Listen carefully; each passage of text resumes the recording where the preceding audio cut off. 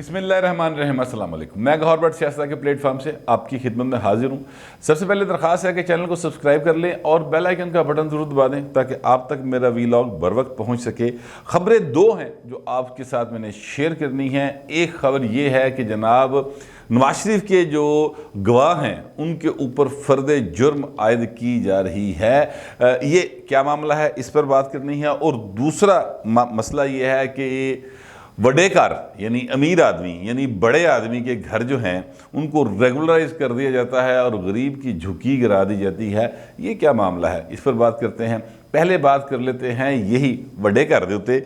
बड़ा घर से मुराद मेरी ये है कि ये आज एक केस की समाअत हुई है। जस्टिस अतर मन्नल्ला साहब जो कि इस्लामाबाद हाई कोर्ट के चीफ जस्टिस हैं, उन्होंने ये समाअत की है। बड़े ही एक संजीदा किस्म के रिमार्क्स दिए हैं। मुझे उसमें जो बात सबसे ज़्यादा मेरे दिल को लगी है, यानी मुझे इंज लगा जो मेरे दिल की गल करती फड़ के जस्टिस साहब ने, वो यही थी जो मैं आपके सामने बार बार कह रहा हूँ।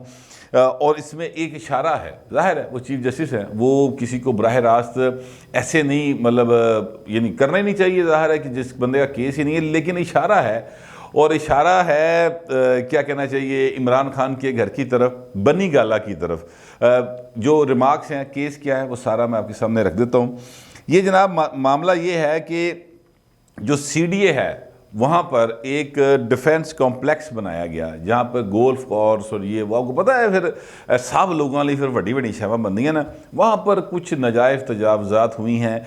ये मामला था जिस पर नोटिस लिया गया था और इस मामले के ऊपर बाकायदा तौर पे CDA हुकाम से कहा गया था। CDA हुकाम वही जिस तरह LD हुकाम, जिस तरह सखर दे हुकाम, जिस तरह कराची दे हुकाम, सरकारी मुलाजम, ठीक है। उन्होंने जाके जनाब क्या है, हमने तो नोटिस जारी कर दिए थे, कह रहे थे भाएं तुम गलत कर रहे हो, ठीक है। अच्छा जी, आज उन्होंने ये चीफ जस्टिस साहब ने कहा कि CDA सा नोटिस ना दहावे, आपने कार्रवाई क्या की है ये बताएं। फिर उन्होंने हुक्म जारी किया कि ये जो कम्प्लेक्स है और जो गोल्फ कोर्स है इसकी नाजायज़ तजावज़ात हैं, उसका कब्ज़ा वापस लेकर आएँ और अगली तारीख पर बताएं। साथ ही साथ सेक्रेटरी दफ़ा को भी उन्होंने नोटिस जारी किए हैं, हदायत जारी की, नोटिस नहीं जारी की, हदायत जारी की हैं। और वफाकी हुकूमत को भी हदायत जारी की कि ज़िम्मेदारान का तयन करके कि जिन लोगों के कहने के ऊपर जिन लोगों ने ये नाजायज़ तजावज़ात की हैं उनके ऊपर कार्रवाई करके उनको फिक्स करके बताएं कि ये लोग थे जिनके खिलाफ हमने कार्रवाई की है। ये बाकायदा तौर पे उन्होंने हदायत कर दी है अदालत ने। इसके साथ साथ जो रिमार्क्स हैं वो बड़े ज़बरदस्त हैं। उन्होंने कहा कि डिफेंस कम्प्लेक्स को खिलाफ कानून दीवार बनाने की इजाज़त किसने दी? क्या आप कानून तोड़ सकते हैं? CDA सिर्फ आकर कहता है कि हमने नोटिस कर दिए। अदालत वफाकी हुकूमत और सेक्रेटरी दफा को हदायत जारी कर रही है, तहकीकात और ज़िम्मेदारान का तयन करके हमें आगाह करें। साथ ही साथ ये कहा कि जनाब आपको उन शहीदों का भी एहसास नहीं जिन्होंने कुर्बानियाँ दी हैं। हर बार कानून तोड़ा जाता है और इन शहीदों की तज़हीक की जाती है। ये चीफ जस्टिस साहब जो हैं अतर मन्नल्ला साहब, उन्होंने ये रिमार्क्स दिए हैं।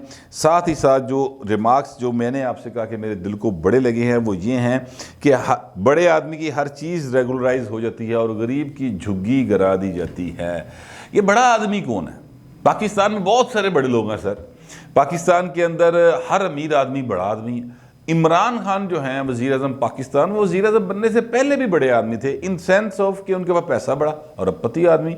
दूसरी बात ये कि मशहूर बड़े, ठीक है, मकबूल बड़े, स्पोर्ट्स की दुनिया हो, शोबिज़ की दुनिया हो, आम आदमी हो, हर बंदा जो है वो इमरान खान को जानता है।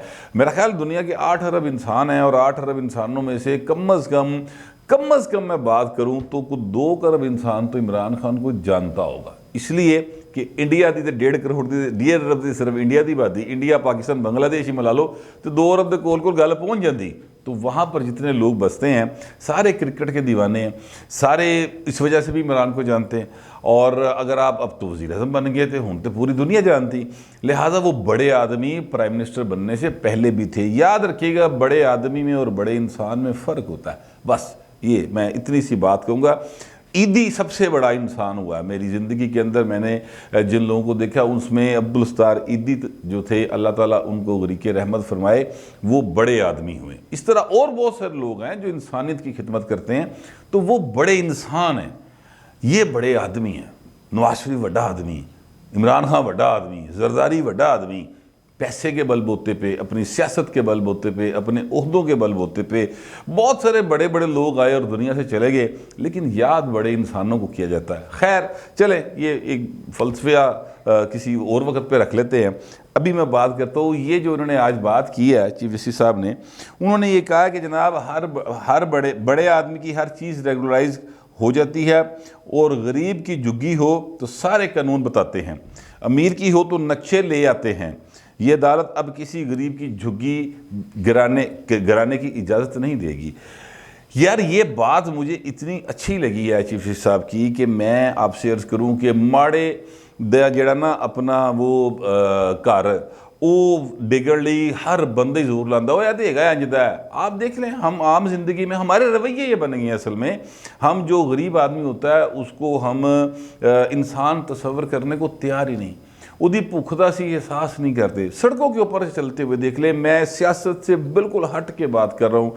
मैं इस वक्त जो मैं ये बात कर रहा हूँ बिल्कुल यानी एक इंसानी रवैये की बात कर रहा हूँ कि हम जो खाते पीते लोग हैं वो अगर आप सड़क के ऊपर आप देखें तो कोई गरीब बच्चा वो प्रोफेशनल ही होगा, उसके माँ बाप का कारोबार ही ये होगा कि वो मांगने वाला हो, लेकिन वो बच्चा या कोई गरीब औरत आपसे मांगने के लिए आ जाए तो गाड़ी वाला उसको जिस तरह से झिड़क देता है, वो कभी आप देखिए उस वक्त उसके चेहरे पर उसकी आवाज़ में कितनी रौनक होती है।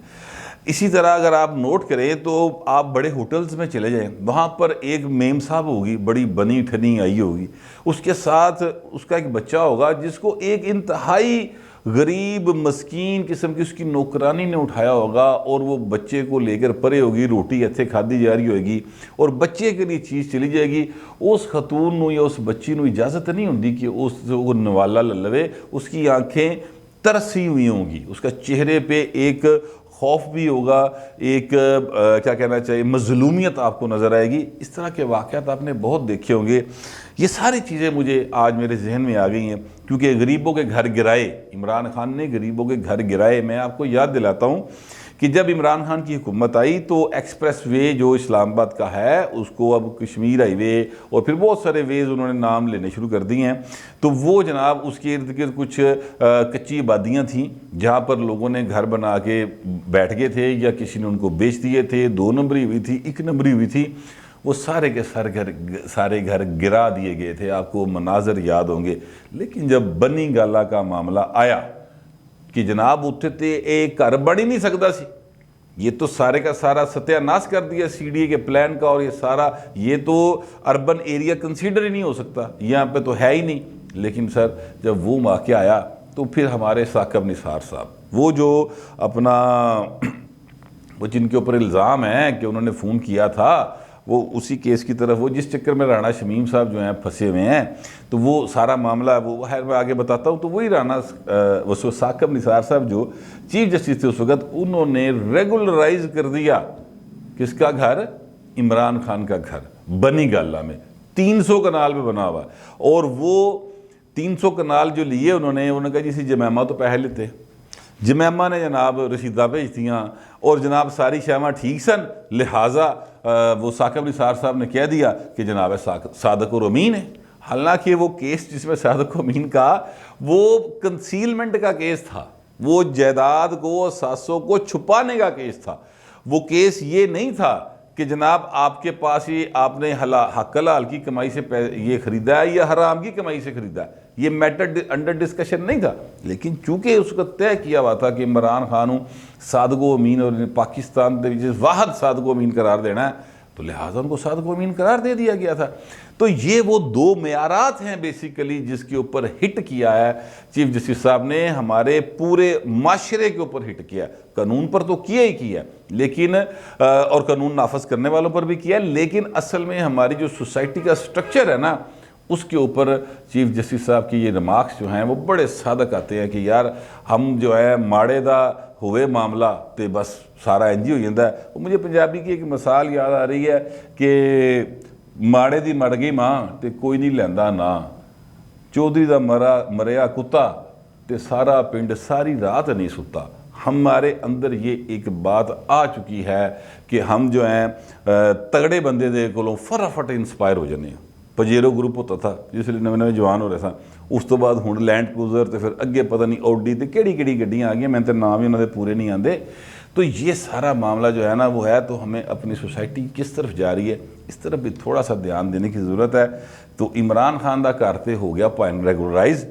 अब चीफ जस्टिस साहब ने अहम काम किया है कि भाई ने डिफेंस कंपलैक्स को डेकन दी या उसकी नजायज़ तजावज़ात ख़त्म करने का हुक्म दे दिया है। वड्डा काम है, इमरान खान तो भी भारी काम है भाई ना जोड़ा वो करन जा रहे हैं। पता नहीं, अल्लाह करे हो जाए काम। वैसे ऐसा होया नहीं कभी कि डिफेंस तो रिलेटेड जिहदे नाल डिफेंस लग जाए सही, बस उस तो बाद भाई ने फिर वो डिफेंस ही सारे ही आ जाते हैं। तो माड़ा आदमी जड़ा सिविल बंदा वो बस सिविल डिफेंस वाले रह जाता, वो सिविल जिथे लग गया उत्थे फारग हो गया, जिथे डिफेंस आ गया उत्थे भाई गल होर हो जाती। खैर चले, बात और तरफ चली जाती है। फिर वो लोग कहते हैं व्हाट्सएप से बड़ा बोल दो। ये मैं बात कर रहा था राना शमीम साहब के ऊपर। राना शमीम जज हैं, साबिक चीफ जज हैं, यानी चीफ जस्टिस कह लें उनको। उनको चीफ जज कहा जाता था गिलगित बल्तिस्तान के, वो थे। उन्होंने ये कहा था कि जनाब मेरे सामने साकिब निसार साहब ने फ़ोन करके इस्लामाबाद हाई कोर्ट के एक जज को कहा था कि नवाज शरीफ की 5 जुलाई तो पहले ज़मानत नहीं होनी चाहिए। ठीक है, ये वो मामला था। इस पर उन्होंने एक हलफनामा जमा करवाया था। आज अदालत में वो हलफनामा पहुंचा, उसको खोला गया। उसमें उन्होंने ये कहा है कि हाँ जनाब हलफनामा मेरा है, मैं तो कह रहे हैं मेरा है। अदालत ने उसके अंदर ये फिर जो है ना बाकायदा तौर पे कहा कि फ़र्द जुर्म अब आयद होगी। 7 जनवरी की तारीख दे दी है। ये गवाही थी नवाज शरीफ की हक़ में कि जनाब नवाज शरीफ को किस तरीके से जेल में रखा गया, या उनको जेल करवाई गई, और या फिर उनको जेल में से बाहर आने से रोका गया। अदालत को इन्फ्लुएंस किस तरीके से किया गया, ये राना शमीम साहब जो है ना ये उनकी गवाही थी। लिहाजा नवाज शरीफ के वो एक किस्म के गवाह बन गए थे। अब मामला ये है कि जनाब वो 7 जनवरी को होगी फ़र्द जुर्म आयद। चार्जशीट इसको इंग्लिश में कहा जाता है। फ़र्द जुर्म आयद होने से मुराद हरगिज़ ये नहीं है कि जनाब उन पर जुर्म साबित हो गया, तो ही अदालत की कार्रवाई शुरू होगी। चूँकि चार्जशीट एक टर्म है, इसका मतलब ये है कि वो एक शीट होती है, उसके ऊपर 2, 4, 5, 6 नकात लिखे होते हैं कि फ़लाँ शिक के तहत इन्होंने ये जुर्म किया है, फ़लाँ शिक के तहत इस पकड़ में आते हैं। ये फिर एक चार्जशीट है, पूरी इल्ज़ामात की फहरिस्त है जो उस 7 तारीख को उनके हवाले की जाएगी। उसके फिर उसी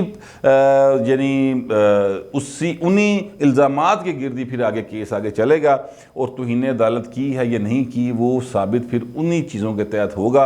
ये ज़ाहिर है कि वो पता चल जाएगा। अब अदालत की कार्रवाई उस पर मैं ज़्यादा रिमार्क्स नहीं दे सकता, या ज़्यादा बात नहीं कर सकता कि कितने कितने होर भी तौहीन अदालत हुई पईयां ने। लेकिन चलें, ज़ाहिर है वो चीफ जस्टिस साहब हैं, वो कानून को मुझसे आपसे ज़्यादा समझते हैं, इस पर मैं कोई बात नहीं कर सकता। लेकिन सिर्फ इतनी सी बात है कि नवाज शरीफ भी इसलिए पाए न माड़ा ही इक़्तिदार च नहीं गा ना, इसलिए वो भी गरीब ही है। गरीब और अमीर में फ़र्क ये होता है मेरी नज़र के अंदर कि अमीर जो होता है वो ताकतवर होता है, और गरीब जो होता है वो कमज़ोर होता है। तो इस वक्त नवाज शरीफ गरीबुल वतनी की ज़िंदगी गुजार रहे हैं, पाकिस्तान से बाहर हैं, तो उन्होंने गवाहां दे उत्ते भी फ़र्द जुर्म लगेगी। हो सकता है सज़ावां भी हो जान, पता कोई नहीं। लेकिन पाकिस्तान है, इसमें सियासत है, और कल गल्लां कुछ होर हो रही हैं, अगले दिन कुछ होर हो रही होंदियां। हो सकता है कि वो कल आके फिर ताकतवर हो जान, अमीर हो जान। और वैसे तो उहदा दिल है सी 1997-98 की गवर्नमेंट दे विच कि वो खलीफातुल मुसलमीन बन जान। वो 15वीं शिक भी एक लाइनी शिक ला रहे थे इस हवाले से। लेकिन फिर भी मैं ये समझता हूँ कि इस वक्त वो भी चूँकि गरीब हैं, तो गरीब के गवाह के भाई ने वैसे ही चौधरी जड़े ने दाबे मार के बाहर छड़ते हैं, उन्होंने तो अदालत तक पहुँचने नहीं दिता जाता। अब बहरहाल उनका केस चल रहा है। राना शमीम साहब का 7 तारीख को होगी, फैसला अदालत ने करना है। लेकिन एक फ़ैसला पाकिस्तान की आवाम में भी करती है। सियासत के अंदर मोरालिटी जो है, अखलाकियात, उसकी सबसे बड़ी जो है वो जीत होती है। एक फ़ैसला जुल्फ़िकार अली भुट्टो का अदालत ने किया, सुप्रीम कोर्ट ने, पहले लाहौर हाई कोर्ट ने किया, फिर सुप्रीम कोर्ट ऑफ पाकिस्तान ने किया। पाकिस्तान की आवाम ने आज तक वो फ़ैसला तस्लीम नहीं किया। नवाज शरीफ का भी फ़ैसला जो किया, ये चाहे वो त्यारा साजिश केस वाला हो, चाहे वो जज अरशद मलिक वाला हो, चाहे वो जज मोहम्मद बशीर वाला हो, उसको भी पाकिस्तान की अवाम ने फ़िलहाल तो तस्लीम नहीं किया। आगे अब ये एक गवाह की फ़र्द जुर्म है, यहाँ पर क्या होगा वो अदालत फ़ैसला करेगी। लेकिन मुझे लगता है कि इस किस्म के फ़ैसले को अवाम फिर भी कबूल नहीं करेगी। मेरा ये ख्याल, हो सकता है मैं गलत हूँ। अवाम दा की पता गल कर लवे, लेकिन अभी तक का जो ख्याल है मेरा वो मैंने आपके सामने रख दिया है। अगर आपका इस पर कोई भी कमेंट हो तो बराए मेहरबानी डिसेंसी से लिख दीजिएगा। फिर वक्त इतना ही, मिलते हैं अगले वीडियो।